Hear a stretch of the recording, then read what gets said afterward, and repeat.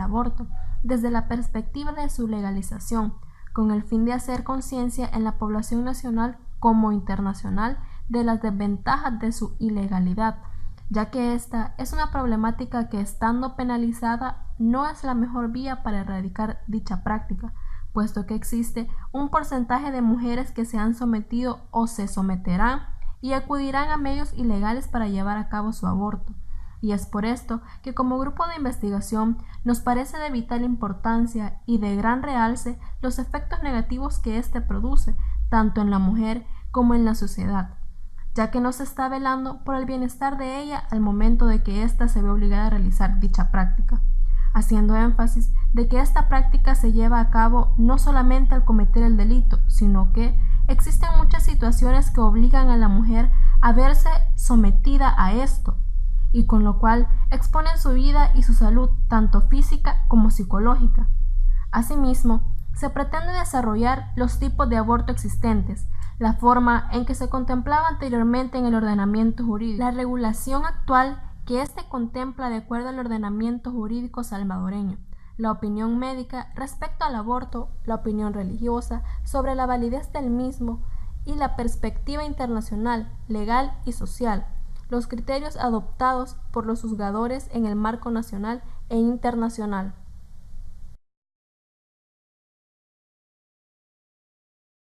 Históricamente, el aborto revela uno de los lados más oscuros de la humanidad. A lo largo de los siglos ha pasado por periodos de aceptación o rechazo, aunque en ningún momento ha tenido la cobertura legal que en la actualidad goza. El aborto no se debería tomar como un concepto particular, ya que si bien es cierto, los médicos y juristas entienden dos cosas diferentes, provocando problemas con respecto a su interpretación, ya que las definiciones son distintas desde el punto de vista médico, científico, filosófico y jurídico, lo cual sigue creando confusión entre la sociedad. Para algunos estudiosos del derecho, así como para los médicos, han concluido que la práctica del aborto es tan antigua como el hombre y que en ciertos casos esta práctica no fue considerada como una conducta criminal, sino más bien era necesaria para el beneficio de la comunidad. El texto más antiguo en el que se habla del aborto es el Código de Hammurabi, en 1728 a.C., en el que al hablar de la ley de talión se dice: si un hombre golpea a una hija de hombre y le causa la pérdida de un fruto de sus entrañas, pagará 10 ciclos de plata por este. La cultura griega lo consideró como un medio útil, aunque de dudosa moralidad. Aristóteles justifica el aborto como una forma de regular la natalidad, encontrándolo lícito en las familias numerosas o muy pobres. Por el contrario, el juramento hipocrático definía que nunca se aconsejara a una mujer prescripciones que puedan hacerlas abortar. En el mundo romano, el aborto provocado de un feto fue considerado como una grave inmoralidad, pero no se consideraba como una acción delictiva. Ni en la época republicana del siglo VI al siglo I a.C., ni tampoco durante los primeros tiempos del Imperio Romano. Más adelante, la ley Cornelia, promulgada por Sila en el año 81 a.C., prohibía las prácticas abortivas, si bien con ciertos atenuantes, pero a partir del siglo II, cuando se generalice la prohibición con los emperadores VII Severo y Antonio Carayar, desde los siglos III, IV hasta comienzos del siglo XX. La inculturación del cristianismo hace prevalencia de dos principios: la concepción de la vida como don de Dios, la consideración de la radical igualdad de todos los hombres. Ello llevó implícito el rechazo de todo tipo de aborto. Ya en nuestro tiempo, en el año de declaró ilegal en todos los estados de la Unión Norteamericana, con la única excepción del peligro para la vida de la madre. La primera legalización del mundo tuvo lugar en la Unión Soviética en el año de 1920 a partir de la Revolución Leninista. En 1967 la Asociación Médica Profesional de Estados Unidos retira el aborto del listado de malas prácticas y varios estados lo aceptan como intervención quirúrgica legítima en determinados casos. El aborto es una práctica milenaria. Se sabe que entre los asirios las mujeres que abortaban y eran descubiertas eran empaladas. En el mundo antiguo griego y latino, ambas culturas patriarcales, el aborto era comúnmente practicado por los médicos, sobre todo en casos de embarazos extraconyugales. En la antigua Roma el aborto estaba permitido, pues el derecho romano no consideraba al bebé no nacido como persona, aunque le reconocía derechos tales como a nacer. Con la afirmación del cristianismo se restringieron las prácticas abortivas. Al siglo II después de Cristo se remontan las primeras leyes estatales contra el aborto con el exilio de las mujeres que abortaban y la condena o el destierro de las personas que lo practicaban. A partir del siglo XVI, muchos países del mundo promulgaron leyes que convertían el aborto en ilegal. A principios del siglo XX se empezó a despenalizar el aborto en caso de peligro de la vida de la madre, y para proteger la salud, Islandia fue el primer país occidental en legalizar el aborto terapéutico en ciertas circunstancias en 1935. En los 50, la mayoría de los países del ex bloque soviético legalizaron el aborto voluntario en el primer semestre del embarazo. Entre finales de los años 60 y principios de los 70, casi todos los países industrializados de Europa y Norteamérica, Estados Unidos y Canadá lograron despenalizarlo en el primer trimestre de embarazo y ampliar las circunstancias en que se permite practicarlo, gracias sobre todo a la revolución sexual y a las luchas femeninas de estos años. Estadísticamente, cada año en el mundo, unas 46 millones de mujeres abortan para evitar el embarazo. El aborto se puede producir en el periodo fértil de la mujer, desde los 13 años hasta los 45 años aproximadamente. Mayoritariamente las chicas adolescentes son las que se recurren a este tipo de método abortivo porque tienen relaciones sexuales a temprana edad y no se protegen con métodos anticonceptivos. Al ser menor de edad, no tienen planeado ser madres, por lo tanto deciden ya no continuar con el embarazo, sin pensar en sus consecuencias. Hay otro porcentaje de la población de adolescentes que deciden ser madres y pueden pasar por dos cosas. Uno, por el cuidado de su bebé. A pesar de ser madres adolescentes, tienen que cuidar de su hijo y enfrentarse a todo lo que el mundo diga de ellos. Pueden ser excepciones a los aquellos adolescentes que son maduros, que aceptan las responsabilidades como padres, a pesar de que a muy temprana edad van a ser madres, pero es una pequeña minoría que acepta su responsabilidad. Por eso es importante que los padres eduquen a sus hijos adolescentes y que se responsabilicen de sus actos y sus consecuencias. Eso también se aplica a todos aquellos hijas adolescentes. Es importante saber mínimamente lo que es el aborto y sus tipos, lo cual más adelante lo vamos a desarrollar detenidamente. Las causas que conllevan a las mujeres a realizarlo y a sus consecuencias, y sobre todo los derechos reconocidos en cada país y su legalidad, que hoy estamos discutiendo en este trabajo, cada una de ellas. Por tanto, tenemos que entrar de lleno a conocer por qué se lleva a cabo el aborto y cuáles son sus tipos de aborto y ver jurisprudencia internacional que nos pueda servir para conocer más del tema. Ahora bien, tenemos que saber en un primer momento qué es el aborto. El aborto proviene del latín abortus, que a su vez deriva del término aborio.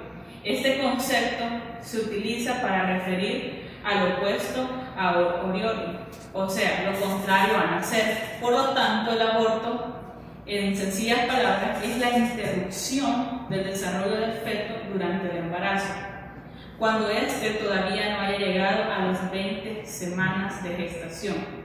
Una vez pasado este tiempo, la terminación del embarazo antes del parto se denomina parto pretérmino. El aborto, viendo desde un ámbito jurídico acá en El Salvador, ha sido un delito penal. Sin embargo, el sistema jurídico salvadoreño siempre había contemplado aquellas atenuantes, es decir, aquellas situaciones que ameritaban una disminución de la pena. El aborto en El Salvador ha sido una temática de mucha relevancia, importancia y asimismo de mucha controversia, ya que se han escuchado diversas opiniones acerca de lo que viene siendo meramente su legalización, por lo cual también se han buscado distintas soluciones para esta problemática. Pero para dar inicio a lo que es los tipos de aborto, es necesario conocer lo que es en sí la concepción de aborto. Se dice que aborto es el producto de la concepción que será expedida por el útero, pero antes del tiempo normal en el que se da un embarazo. Y por eso se dice que esto se puede dar en diferentes tipos de causales, los cuales se darán a conocer a continuación. El primero es el aborto inducido, el cual es provocado por el uso de drogas, instrumentos o cualquier otra herramienta para provocarlo. Asimismo, el aborto sentimental pasional, que es provocado por producto de una violación a la mujer. Asimismo, el aborto social, que es el que se ve la interrupción por motivos económicos o morales. También el aborto agravado, que es aquel el que se practica a menores de 16 años con o sin su consentimiento, y asimismo cuando se practica a esas menores de 16 años meramente para fines de lucro. Aborto eugénico, que es aquel que es causado cuando se sabe que el feto trae una enfermedad consigo y que será de mucho riesgo tanto para él como para la madre. Asimismo, el aborto preterintencional, el cual es causado por una tercera persona, pero que éste no tiene la intención de causarlo, aún siendo el embarazo notorio. Profesional punible, que es aquel en que las personas profesionales se valen de su profesión o ciencia para causar dicho aborto o para cooperar en ello. El último, pero no menos importante, que es el aborto de la mujer, el cual es provocado por sí misma y lo hace ingiriendo alimentos que pueden ser abortivos, ingiriendo medicamentos o haciéndose daño a sí misma. Un tema que ha cobrado bastante relevancia nacional e internacionalmente referente al aborto es respecto al aborto masculino. Sobre esto no existe una definición única, en realidad existen distintas visiones. En primer lugar podemos encontrar el caso de Margarina Pereira Müller. Esta define al aborto masculino como el derecho que tienen los hombres para obligar a una mujer a que ésta interrumpa su embarazo, si dicho embarazo se llevó a cabo utilizando el semen del hombre sin su consentimiento. Por tanto, esta visión del aborto masculino lo que busca como finalidad es evitar que una mujer utilice el semen para fines reproductivos de una forma arbitraria e injusta. Por otra parte, tenemos la visión de Marcus Nielsen, quien es presidente del ala juvenil del Partido Liberal del Oeste en Suecia, el cual defiende el aborto masculino y su legalización, bajo la declaración de que los hombres tienen el mismo derecho de decidir si quieren o no ser padres. La propuesta que hacen en este caso respecto al aborto masculino consiste en una decisión legal que permita a los padres renunciar tanto a toda responsabilidad como a todo derecho que tengan estos sobre el niño no nacido en cuanto a su potestad como padres. Sin embargo, cabe mencionar que los jóvenes que forman parte del Partido Liberal del Oeste en Suecia afirman que su visión del aborto masculino parte de una política feminista, la cual creen que brindará igualdad de género y la posibilidad a las madres de saber si el padre de sus hijos realmente está preparado o no para asumir sus responsabilidades. El aborto masculino, concretamente respecto a la visión de Nielsen, ha sido fuertemente criticado debido a que es concebido como una forma de abandono de los niños por parte de sus padres, debido a que estos no asumen sus responsabilidades, siendo considerado esto como un rechazo, ya que si recordamos, los padres renuncian no solo a sus derechos sino a sus responsabilidades para con los hijos, tales como de proveer alimentos, de proveer un hogar o de proveer cariño. Déjeme decirle que el hombre es el primero que aborta, porque el hombre es el que deja sola a la mujer. Si esa mujer, cuando se da cuenta de que está embarazada, recibiera el apoyo incondicional de su pareja, ninguna mujer viera el embarazo como un problema que no pudiera solucionar. La cuestión es que su pareja es el primero que le da la espalda, es el primero que aborta a esa criatura y la deja sola a que ella enfrente todas las responsabilidades de la maternidad y de la paternidad. Por eso es que hay tantos niños en este país criados solo por su mamá.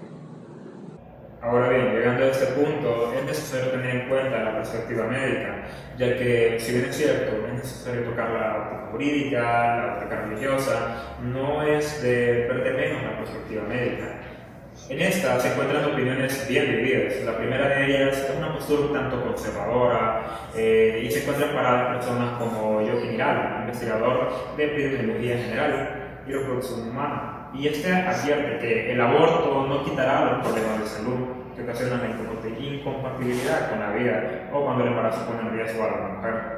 Algunos médicos siguen otro tipo de ideas, pero en razón del primero establece que la teoría de la concepción seguían por esta y seguían por que desde el momento de la misma existe vida, por lo tanto ellos se niegan por completo y tomando en base el juramento hipocrático de una manera muy literal a practicar este tipo de procedimientos. Algunos médicos siguen otro tipo de ideas o otro tipo de preceptos, pero siempre ustedes van a preguntarse cómo es eso. Se debe de que algunos recuerden el juramento hipocrático, lo recitan literalmente, y aunque en sus manos se encuentre el evitar dolor a los pacientes, algunos optan más que nada por simplemente aceptar la prohibición del aborto, incluso cuando se ponga en peligro la vida de la madre y la salud que tanto juraron proteger. Ahora, la segunda opinión en el gremio médico es que, si bien es cierto, ellos han hecho un juramento a los profesionales de la medicina, refiriéndose al juramento hipocrático, es necesario recordar que la obligación es atender al llamado a todos los casos de las mujeres que han perdido su vida y que han quedado con daños irreparables ya sea en su salud física o mental, o que simplemente han perdido el deseo de vivir, y que es cuando en un hospital acuden mujeres con riesgos de embarazo o conocen casos de violación, es cuando ellos quisieron actuar, quisieron cumplir el juramento que se hicieron al graduarse, porque su obligación no solamente es salvar la vida del no nacido, sino en un caso en concreto, actuar y evitar que una paciente obtenga algo que la va a dañar durante toda su vida. Recordando las palabras del magistrado Dr. Eduardo Di Blanco, se le hace un llamado a los médicos que tienen que tener el coraje y el valor para en ese momento enfrentarse a este tipo de situaciones y que posiblemente en el futuro llegue una legislación la cual beneficie en estos casos a todas aquellas personas que tienen problemas de salud o que incluso llegan a tener un problema con respecto a poner en peligro su vida.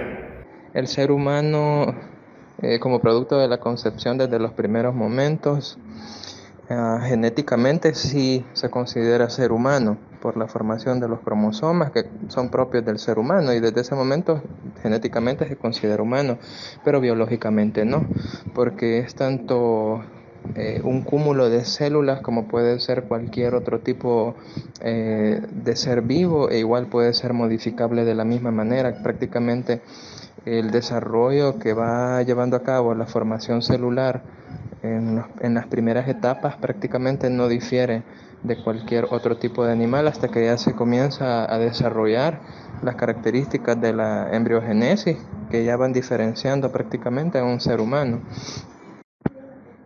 Mi postura respecto al aborto es que es a favor, siempre limitando la causa que sea plenamente justificada. Generalmente se manejan las causas que son más justificables para el aborto, que es en los casos de violación, en los casos de malformaciones no compatibles con la vida y en condiciones de embarazo en las que la condición de la madre está en alto riesgo. Primeramente porque en el caso de una violación, si bien hay muchas mujeres que pueden continuar con el embarazo, pueden superar las cuestiones, no todas, y es como una especie de umbral en las cuales no todas pueden tolerarlo, lo cual prácticamente se vuelve en llevar a cabo la obligación del embarazo se convierte en un maltrato psicológico para la madre. Entonces no todas necesariamente deberían de estar sometidas a eso, y es algo que debería de ser una opción, porque se está violando también los derechos y la estabilidad de la persona en cuanto al aspecto psicológico. Y con los embarazos no viables igualmente implica mucho el riesgo que lleva la madre, sabiendo que un embarazo cursa con condiciones en las cuales el producto o bien va a tener una pérdida temprana, va a morir antes de finalizar el embarazo, o bien va a ser no compatible con la vida según las anormalidades o malformaciones que tenga, y prácticamente no vivirían a veces más de horas o días, y lo cual también implica una afectación psicológica para la madre y un riesgo que todo embarazo conlleva, como sea las hemorragias, infecciones posteriores. Y en los casos de condiciones maternas pueden ser, por ejemplo, con las madres que tienen problemas renales, que tienen problemas de cardiopatía o enfermedades más complejas, como en el caso del lupus eritematoso sistémico, que un embarazo genera un riesgo grave para la madre y afecta mucho su salud, y tiene gran riesgo de pérdida fetal, así como de muerte materna. Son casos en los que se tiene que valorar más. Cuando nosotros estudiamos medicina, nos enseñan los conceptos básicos de la medicina. La concepción no es un concepto médico. En los libros de medicina no existe la palabra concepción. En los libros de medicina existe la palabra fecundación, que es cuando el óvulo de la mujer se une al espermatozoide del hombre. Esa es la palabra que conocemos todos los médicos. También conocemos el concepto de implantación, que es cuando ese huevo fecundado se une a las paredes del útero. Pero concepción no existe como término científico. Concepción es más un término filosófico, que ha sido mal empleado, siento yo, en la Constitución. Y es más, creo que la Constitución habla que se reconoce desde el momento de la concepción como persona humana. Persona humana, si ustedes van y buscan el concepto de persona humana, es desde que el cerebro humano envía mensajes y puede haber interrelaciones, ¿verdad?, nerviosas y sensoriales. Eso ocurre hasta las 24 semanas de gestación. Antes de las 24 semanas de gestación, ningún feto tiene conexiones sensitivas en su cerebro. Y eso que sí tiene cerebro, porque también cuando empezamos a ver más casos, más el tema, ¿verdad?, nos enfrentamos a los niños anencéfalos, a los que tienen malformaciones que son incompatibles con la vida. Niños que no tienen cerebro, que desde que es fecundado el huevo, el cerebro nunca se forma. Entonces esos niños, si nos ceñimos al concepto de persona humana, nunca van a llegar a ser persona humana. En el trabajo tomamos en cuenta ciertos aspectos o ciertas opiniones, entre las cuales es necesario tomar en cuenta lo que es la opinión religiosa o también la opinión médica. Para cubrir las perspectivas sobre el aborto es necesario tomar en cuenta estas opiniones. La primera de ellas, la opinión religiosa. En un país extremadamente conservador, tal como es El Salvador, existen diversas perspectivas con respecto a lo que es el tema del aborto. Tema el cual ha cruzado todas aquellas fronteras de comunicación, que ha cruzado todas aquellas barreras, que a lo largo de estos días ha ejercido una fuerte presencia en los medios de comunicación. Pero es necesario saber cuál es la perspectiva de la Iglesia, o qué es lo que opina la Iglesia, o cómo lo contempla este tema.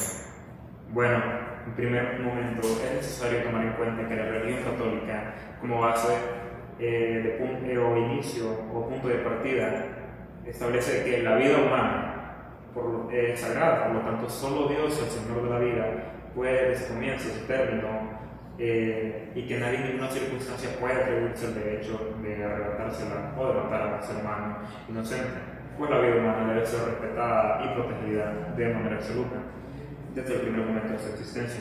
Si tomamos en cuenta todo lo que dice la Biblia, todo lo que dicen los diversos cultos religiosos, ya sea Iglesia Católica, Iglesia Evangélica, Iglesia Cristiana Adventista y todas aquellas otras, coinciden en el punto de que la vida es sagrada y que solo Dios puede quitarla.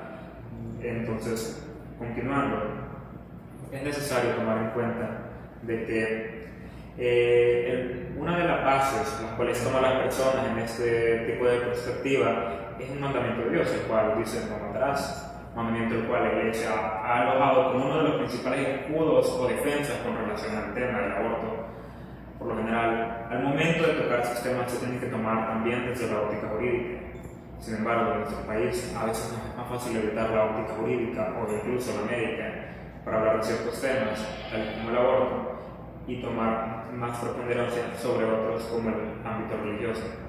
Se ha visto fuertemente la presencia y la opinión de la Iglesia al momento de regular o tratar este tema. Muchas veces en diversas reuniones, en manifestaciones o al momento de estar presente en la asamblea del tema, se ha visto la presencia religiosa. Y muchas veces hasta el punto de que su opinión ha ejercido bastante presión al momento de decidir en cuanto a la situación del aborto. Ahora, se ha escuchado mucho el término pecador o asesinato, entre otros, pero hay que tomar en cuenta de ciertos aspectos los cuales consideramos, además de dar un encuadre objetivo, los asuntos son de carácter indispensable. Entre estos se encuentra la opinión médica, la cual más adelante se desarrolla.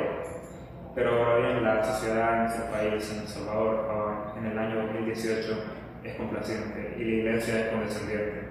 Pero tanto la sociedad como la Iglesia están siempre listos para colocar la culpa sobre la mujer, o en todo caso sobre el médico que lo practique.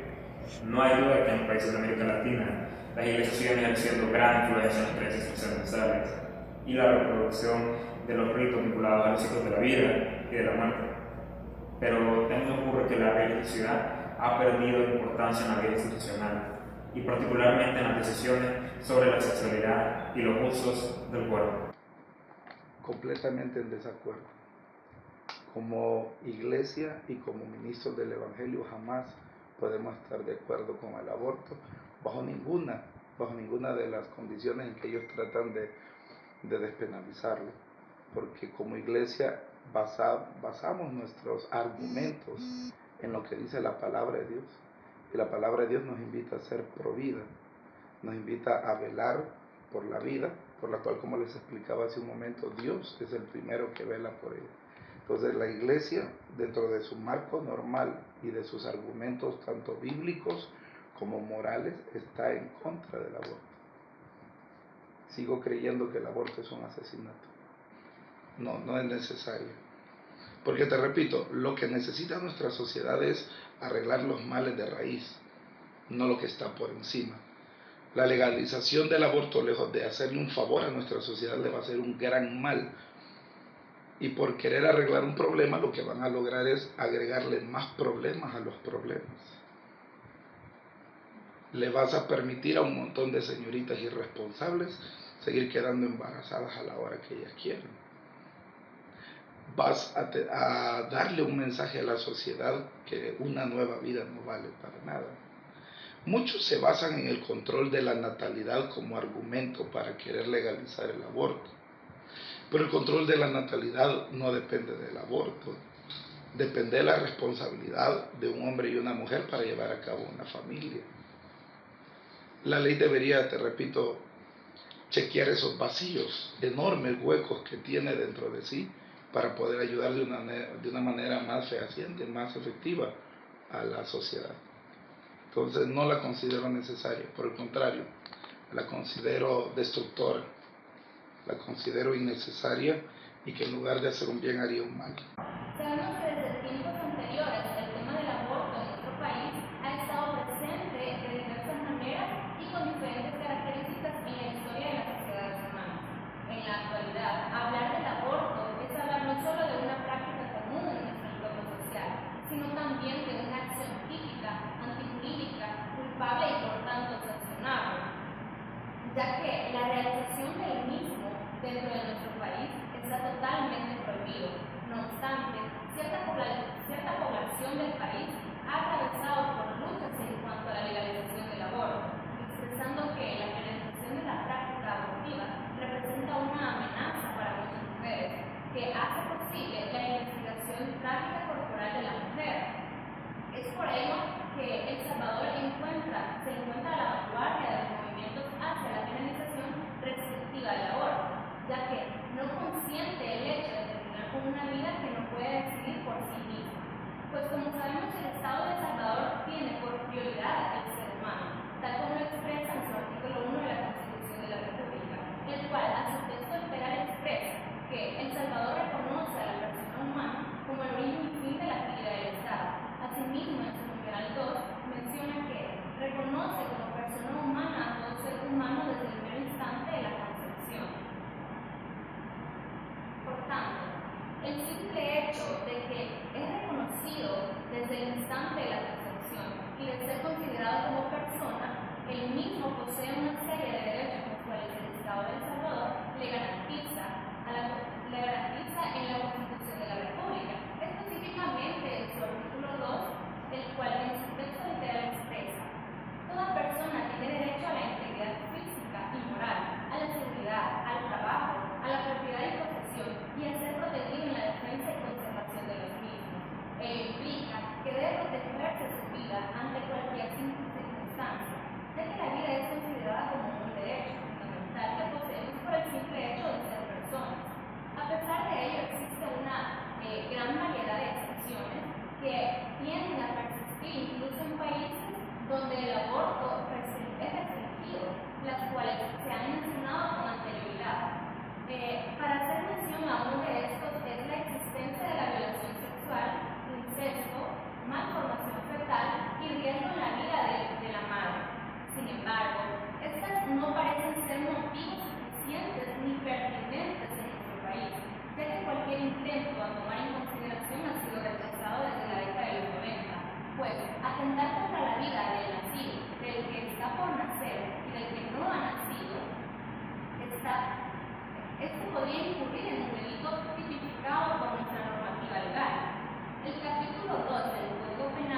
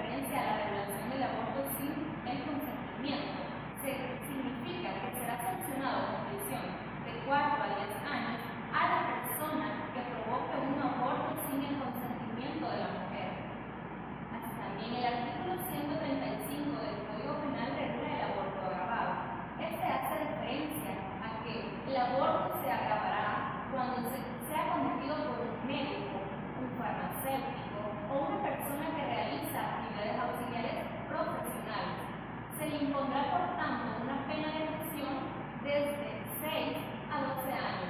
Además, quedará inhabilitado de ejercer su actividad profesional por el mismo periodo del cual ha sido suspendido. El artículo 136, por otro lado, habla acerca de la inducción o ayuda al aborto.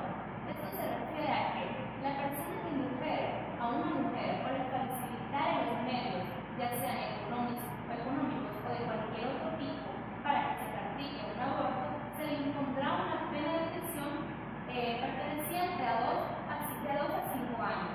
Sin embargo, si quien ayuda o proporciona los medios es el progenitor, la sanción se le aumentará en una tercera parte de la pena máxima señalada. El artículo 137 del Código Penal hace alusión al aborto culposo.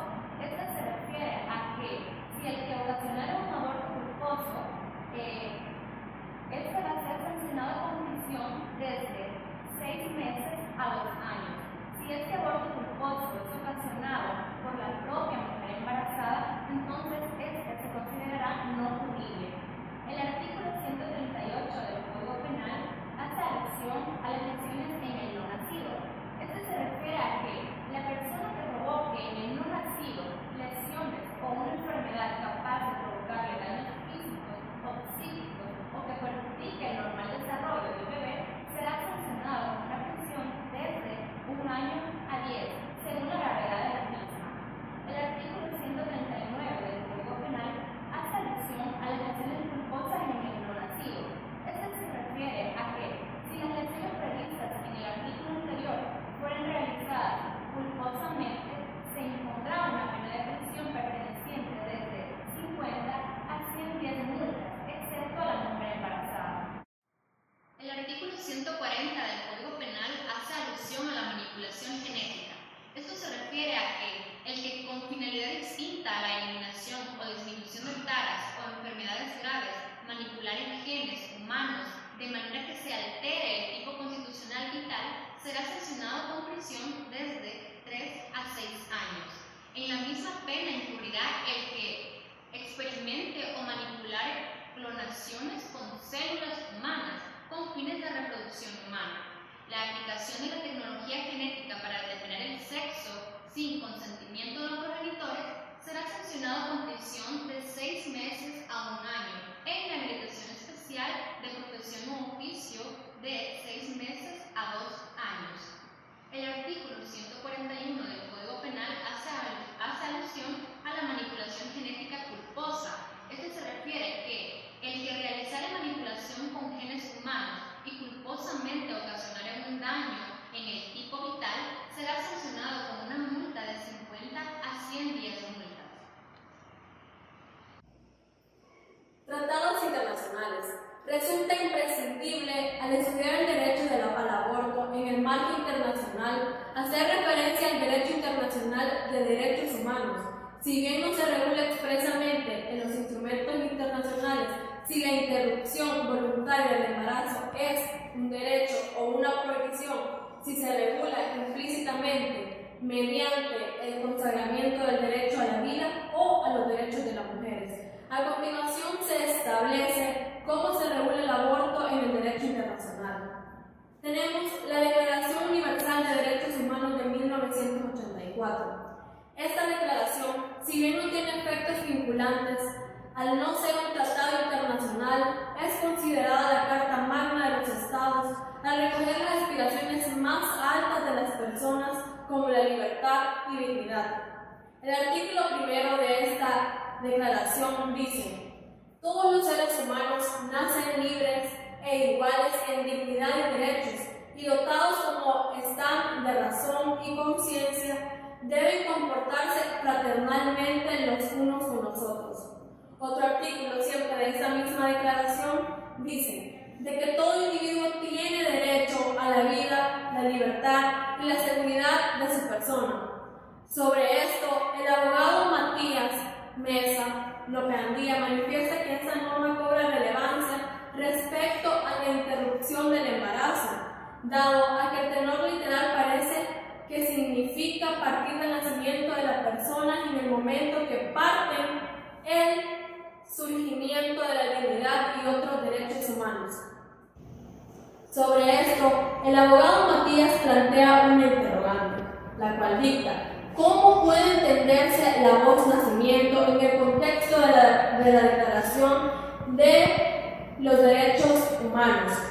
Para responderla hace una interpretación genética al remitirse a los trabajos preparatorios de dicha declaración, en los cuales se encuentra la existencia de una discusión que giraba en sí incluir o no en el primer artículo la palabra nazi. Hubieron dos propuestas principales. La primera, sobre las implicancias filosóficas y naturalistas, que tendrían que reconocer el carácter innato de los derechos, es decir, sobre la que implicaría el agregar la voz nazi, entendiéndose por tanto que los derechos no son dados por los hombres por medio de una ley, sino propios de los seres humanos desde el instante propio de su nacimiento. Cuba, este país, así como otros en la región, tiene una posición en cuanto a lo que es el aborto, que en este caso es completamente legal, pero no basta con decir que es legal, sino también explicar el porqué de esa decisión, que infundó esa decisión que cambiaría el panorama jurídico en Cuba y en la región. Ahondando más en la historia, es necesario remontarse en el siglo XX, en el cual el aborto comenzó a ser permitido, amparado en tres causales, las cuales son: salvar la vida de la madre o evitar un grave daño en su salud, violación o posibilidad de transmitir al feto una enfermedad hereditaria grave. Como podrá evidenciarse, son causales iguales a las que actualmente poseen otros países, pero no fue tan sencillo la entrada en vigor de la legalización del aborto en lo que es el país de Cuba. Al hablar sobre el tema de la legalización del aborto, resulta pertinente conocer también cuáles son los criterios de los tribunales nacionales al respecto. Sobre esto puede hacerse referencia a la jurisprudencia número 310-2013 de la Sala de lo Constitucional, la cual consistió en un proceso de amparo promovido por una paciente del Hospital Nacional Especializado de Maternidad, Raúl Argüello Escolano, identificada en el proceso como la señora B.C., en contra del doctor Roberto Edmundo Sánchez Ochoa, quien fuese director de dicho hospital, y el licenciado Jorge Alberto Morán Funes, jefe de la unidad jurídica, y en contra del doctor Guillermo Antonio Ortiz Avendaño, quien fuese jefe del servicio de perinatología. Esto por la vulneración a sus derechos fundamentales a la salud y a la vida. Los hechos consistieron en que la demandante, la señora B.C., padecía de lupus eritematoso sistémico, con manifestaciones discoides, agravado con nefritis lupus. Al presentar su demanda tenía aproximadamente 18 semanas de embarazo, de un feto con anencefalia, es decir, al feto le faltaban partes del encéfalo y del cráneo. No existe una cura ni un tratamiento estándar para la anencefalia. Casi todos los bebés que nacen con anencefalia mueren poco después de su nacimiento. Así lo constató el informe del jefe del servicio de perinatología del Hospital Nacional de Maternidad. La parte demandante alegó la necesidad de interrumpir el embarazo inmediatamente, con el fin de evitar que la señora B.C. corriera un peligro inminente de muerte. Sin embargo, la interrupción no se había llevado a cabo, debido a que el jefe de la unidad jurídica del hospital consideraba necesaria conocer la opinión de la Junta de la Protección de la Niñez y Adolescencia. El director del hospital expresó no poder hacer nada al respecto hasta que el Ministerio Público se pronunciara al respecto, lo cual, a consideración de la parte demandante, dicha omisión ocasionaba un agravio a la salud y ponía en riesgo la vida de la señora.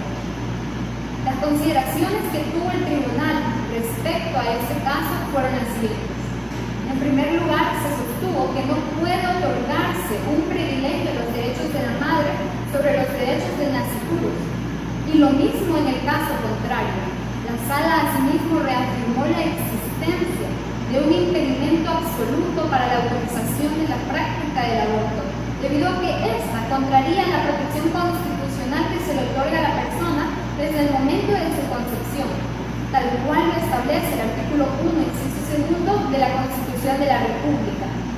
Se estableció asimismo que existen circunstancias que habilitan la intervención médica y el momento oportuno para ello, siendo estas decisiones que corresponden estrictamente a los profesionales de la medicina, quienes por otro lado deberán de asumir los riesgos que lleva el ejercicio de su profesión y asimismo decidir en base a sus conocimientos científicos, los cuales deben de ser actualizados, y del análisis que estos hacen en sus registros, de sus exámenes y del estado físico de la paciente, lo que clínicamente corresponda para garantizar la vida tanto de la madre como la vida del no nacido.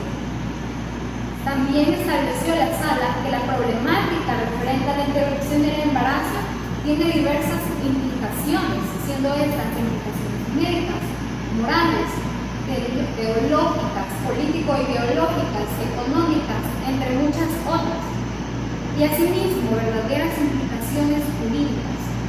Se utilizó una expresión de manera valorativamente neutra, sin llegar a calificar las posiciones de diversas personas, siendo un grupo el que sostiene una necesidad de penalizar absolutamente el aborto, es decir, la intervención voluntaria para impedir el continuamiento del embarazo de la mujer.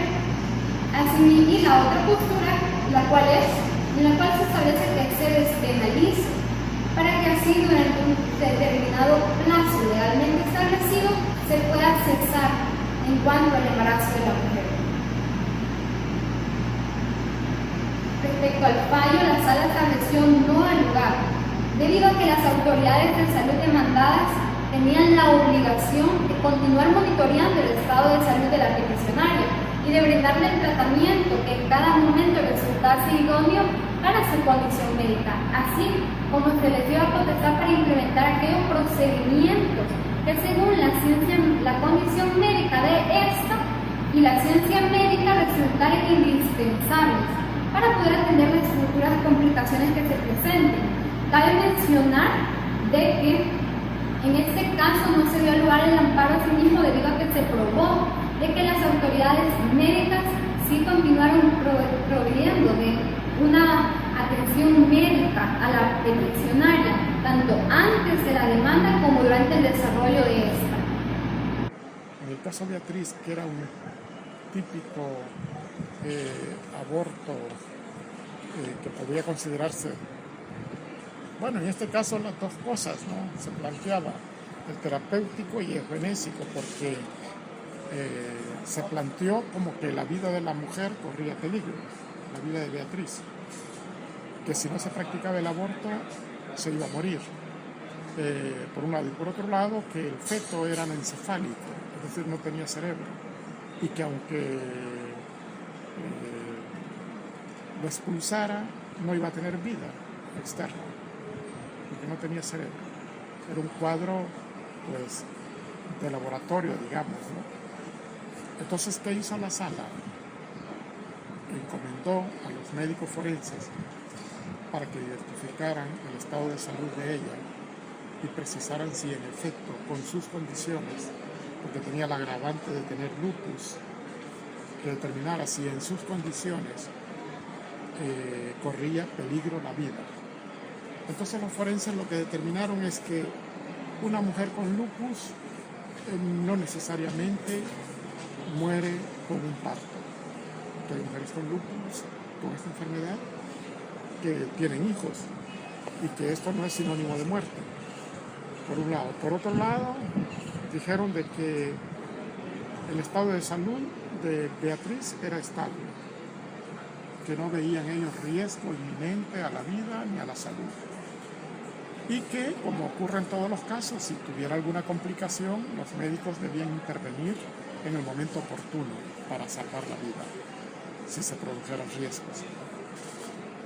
Por ese motivo es que la sala, bueno, una resolución tan discrepante de los integrantes del tribunal, pero la mayoría de los miembros decidimos, que yo apunté en esa tesis, decidimos de que no había violación al derecho a la vida ni a la salud, basado en los dictámenes forenses que categóricamente dijeron eso. Ahora, yo sí creo que la lucha de las mujeres para que se diga expresamente, como en el Código de 1973, es una lucha válida, porque los médicos, los ginecólogos, al parecer no quieren asumir la responsabilidad de riesgo que genera su propia profesión. La medicina es una profesión de riesgos, que puedes intervenir y te pueden acusar el día de mañana. Pero yo creo que si se trata de un auténtico caso de salvar la vida de una persona y por ello practicar el aborto, los médicos deben de tener el coraje para enfrentar aún ante los tribunales una determinación de practicar un aborto. Un segundo caso emblemático respecto a la legalización del aborto fue la inconstitucionalidad 170-2013, la cual fue presentada por el ciudadano Víctor Hugo Mata Tovar, el cual solicitaba se declarase inconstitucional por vicio de contenido de los artículos 133 al 141 del Código Penal, por una supuesta contradicción de los principios de legalidad, igualdad, proporcionalidad y resocialización, los cuales se encuentran contemplados, según el demandante, en los artículos 3, 11 y 27, inciso tercero de la Constitución. Los mencionados artículos del Código Penal eran respecto a los delitos de aborto consentido y propio, aborto sin consentimiento, aborto agravado, inducción o ayuda al aborto, aborto culposo, lesiones en el niño nacido, lesiones culposas en el niño nacido, la manipulación genética y la manipulación genética culposa. Respecto al delito de aborto consentido y propio, alegó el demandante de que se trata de una instrucción típica vaga e imprecisa, ya que el legislador no definió normativamente qué se puede entender por aborto, lo cual, a consideración del demandante, supone una clara vulneración al principio de legalidad, en tanto que el mismo principio exige una determinación clara y precisa del delito, sin que quepa margen de discrecionalidad del juez en cuanto a su implementación. Por ello, al existir una regulación a consideración del demandante parca, escueta e imprecisa, corresponde una declaratoria de inconstitucionalidad. Adicionalmente, sostuvo que la ley penal debe ser proporcional al daño social producido por el delito y la imposición debe de tener como finalidad que se dé la reinserción social. Por ende, consideraba que la pena que estipulaba el artículo 133 del Código Penal referente al aborto propio y consentido resultaba demasiado severa y su aplicación podría tener secuelas físicas y psicológicas graves en la mujer y en su entorno. Manifestó que esta pena de 2 a 8 años era cruel, aumentaba el dolor y la marginalización de las personas. Por último, sostuvo que la inconstitucionalidad de todo el capítulo relacionado con los delitos relativos al ser humano en formación del Código Penal eran disposiciones que no protegían el derecho fundamental de la mujer embarazada con respecto a su cuidado inmediato y seguro, respecto a su salud, representando por tanto una verdadera tortura, haciendo relación al caso de Bessia. Las manifestaciones de la sala referentes a este caso sobre el aborto, relaciones seguros y de la madre fueron, en primer lugar, que se establece una intención legislativa de proteger la vida humana prenatal como el bien jurídico rector del capítulo 2 del título primero del Código Penal, configurándose por tanto la protección penal del ser humano antes de su nacimiento. Esto en consonancia a lo que establece el artículo primero, inciso segundo de la Constitución de la República, que establece asimismo se reconoce como persona humana a todo ser humano desde el instante de la concepción. En términos claros, lo que la sala dijo fue que la vida prenatal es un bien jurídico con relevancia constitucional indiscutible y merecedor por ello de una protección penal. Por ende, nos encontramos en un sector de regulación normativa en el cual se plasman aquellas conductas nocivas que son merecedoras de una pena y en las que existe la necesidad de criminalización por tratarse de un interés con relevancia constitucional, lo cual acontece de igual forma con la protección que se dispensa a la vida, independiente mediante el delito de homicidio y las diversas modalidades ofensivas.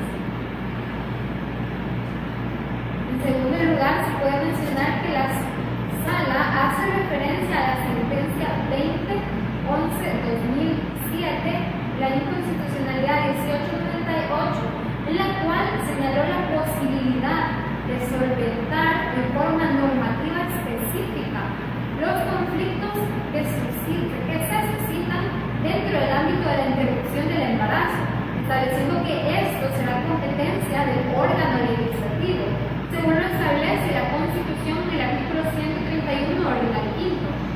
Es a partir de esto que se establece que dentro del Código Penal se mantiene la aplicación de la eximiente genérica del estado de necesidad para solucionar la confrontación entre los derechos de naciturus y entre los derechos y bienes jurídicos de los cuales es titular la mujer embarazada, como el derecho a la salud o su derecho a la vida. En general, por lo tanto, se establece que el estado de necesidad es una causa de justificación mediante la cual se permite que se desvirtúe el carácter antijurídico de una conducta típica, y esos permisos deben de entenderse como una solución de conflictos en los cuales el interés general cede ante ciertas situaciones particulares, las cuales son excepcionales, y en los que entran, por tanto, a funcionar ciertos principios interpretativos, como es el caso de la ponderación de intereses, la proporcionalidad y la dignidad humana.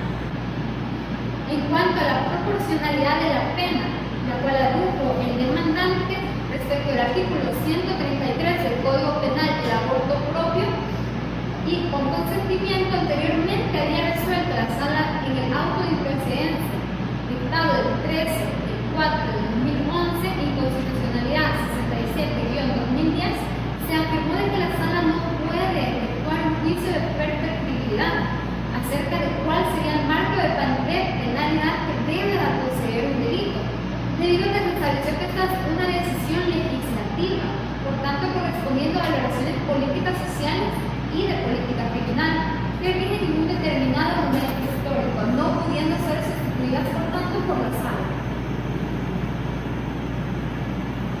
En el marco de la jurisprudencia internacional se puede mencionar la sentencia de la Corte Interamericana de Derechos Humanos en el caso Artavia Murillo y otros, de Fundación In Vitro versus Costa Rica, la cual fue una sentencia del 28 de noviembre